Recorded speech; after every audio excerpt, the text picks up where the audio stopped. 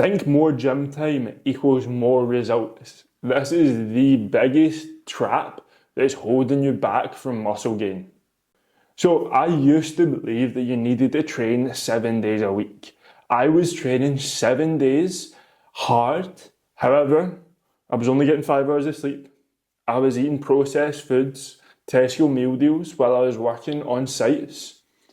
I was stressed out of my mind, anxious. I really was not doing anything to protect my mental health, to protect my physical health, and putting good habits into place. And for that year that I was doing that, I saw practically zero results. Sure, I saw a wee bit. And over the span of the year, you could look back and see some changes. However, all that effort that I put into the gym was quite fruitless. And the fact that I could have trained less and implemented some basic habits, and the knowledge I'm going to cover in this video is going to explain how you can do just that. How you can train minimal times a week but get massive results from it. Overtraining and recovery. So overtraining is something that is very real. Overtraining is symptoms that you experience from exerting yourself too much. Things like suppressed hormones, low moods, low energy, slow progress, feeling like crap are all results of overtraining. But usually it isn't because you're doing too much, it's because you're under recovering. You're not spending enough time replenishing yourself and feeling better from that hard exertion. When you look at athletes tend to work out every single day. They tend to do a couple of workouts every day. But they treat their recovery just as important as their training. They put as much, if not more, emphasis on the things that are going to drive results and drive recovery as much as or more so than the sessions, the workout, the skills themselves. So, how can you drive recovery and stop minimizing your gains from the efforts you're putting in? If you really are undersleeping, right, and most people do, you aren't getting 7 to 9 hours sleep and a good quality 7 to 9 hours. So by setting yourself up with a bedtime routine that gets you away from blue light, that gets you away from screens, that relaxes you, that prepares you for the next day, and that produces melatonin, the sleep hormone, you can make sure that your sleep is of a deeper quality and a better quality. If you don't have a bedtime routine, then that is one of the first things you're going to do after watching this video. Set a routine that allows you to get better, deeper sleep. The second thing is simply just that 7 to 9 hours, but a consistent 7 to 9 hours. So go to bed and wake up at the same time every day. Find a time that works for you and go to bed and wake up then. The weekends don't matter. Don't sleep in until 12 just because it's the weekend. They're just other days. Find a time that is reasonable for you to wake up mornings of the weekdays and mornings of your weekends. Allowing your body to set its internal body clock is really, really important. And then minimize stress. If you are stressed and anxious all the time, higher levels of cortisol, the stress hormone, is going to stop you seeing progress. So engage in stuff that relaxes you. Getting instant hits of dopamine. That isn't jacking off, looking at screens, chatting to girls, eating crap food. What I mean is read 10 pages every day, journal, do yoga, stretch, do breath work, practice a hobby that gets you away from electronics, paint, draw, play guitar, whatever it may be. Do that alongside the gym, because simply just working out isn't enough to de-stress you. Working out is actually a form of stress. It puts stress on the body. So we need to recover from the workout effectively for us to actually see progress. If you don't, and you're trying to train all the time, you're not going to see the results. So I suggest pulling back the amount of times you're working out and spend those hours focusing on recovery, and you'll see more progress.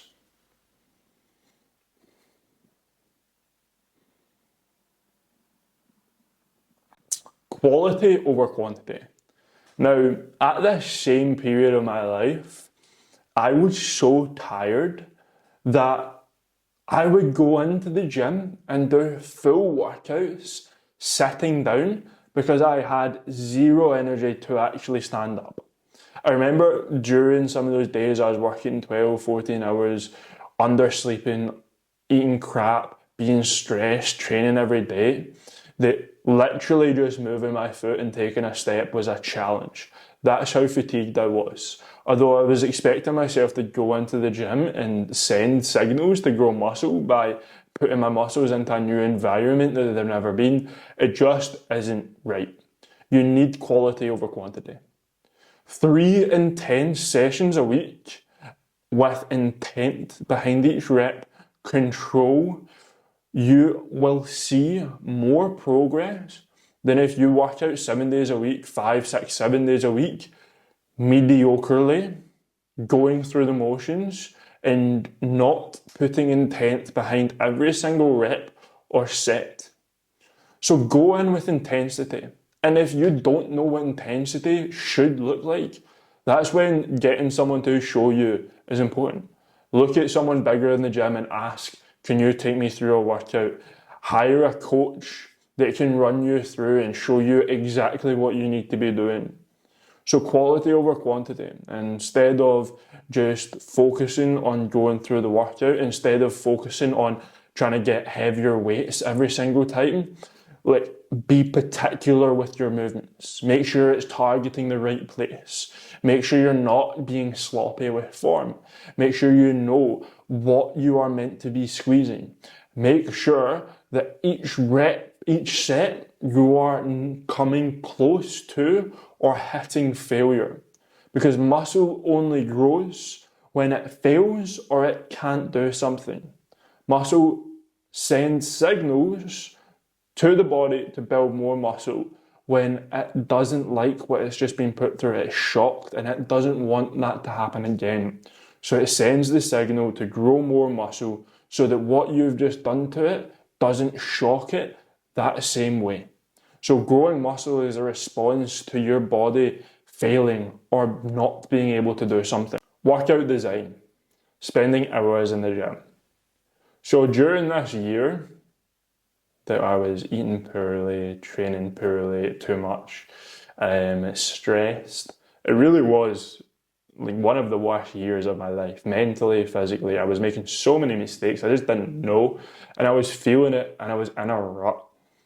But I would be spending 2 to 3 hours in the gym, late at night, coming home from a long day's work at maybe 5, 6, 7, usually on the later end of that, and chilling out, eating food, and then going to the gym at 9, 10, 11, and staying there for 2, 3 hours.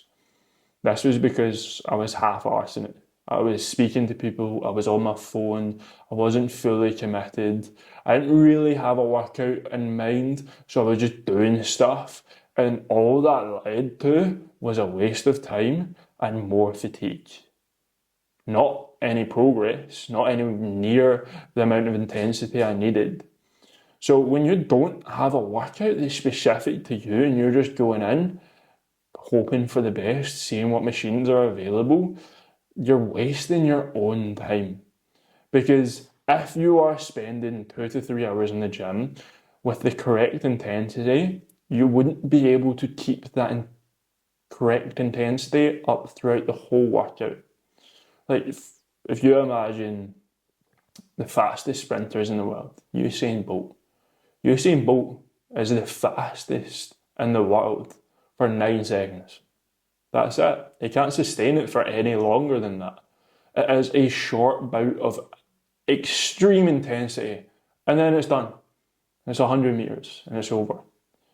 If you apply the correct intensity into your workouts, you cannot sustain it for that long. 45 minutes to an hour is the perfect time to be working out for. You do not need to spend 2 hours in the gym 5 days a week or more. You do not need 10 hours plus a week to grow substantial muscle mass. So if right now you are in the gym for a large portion of your day, you need to reconsider your workouts. You need to have the biggest bang for the buck movements.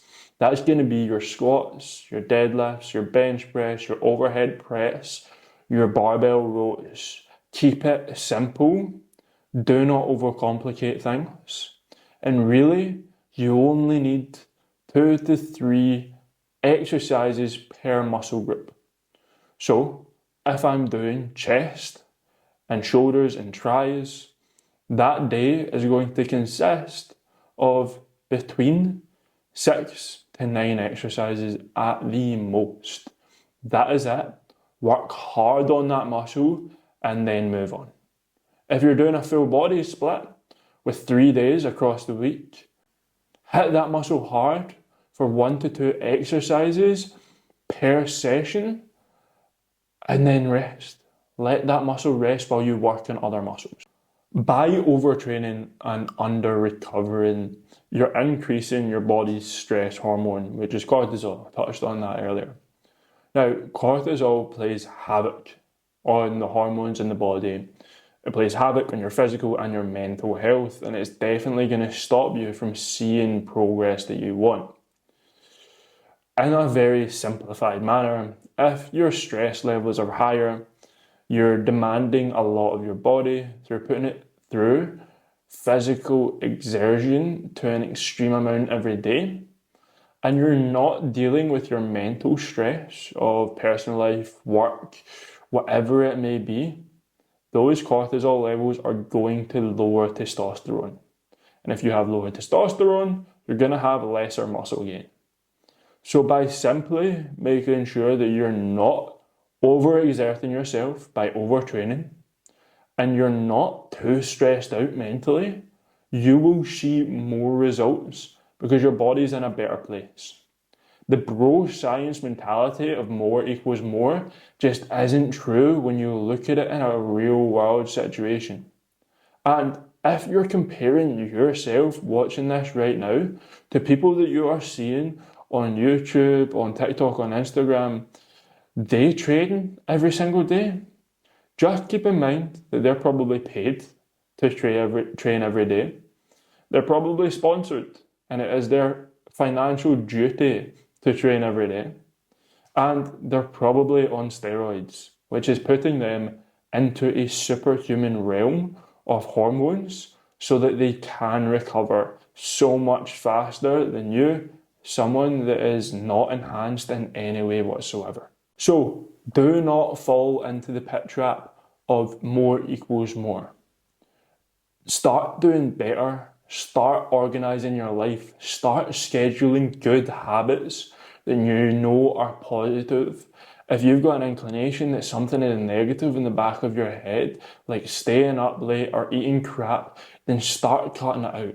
And if you need help doing that, then check out my Instagram where I share plenty of tips on how you can implement good positive habits, good training, good nutrition.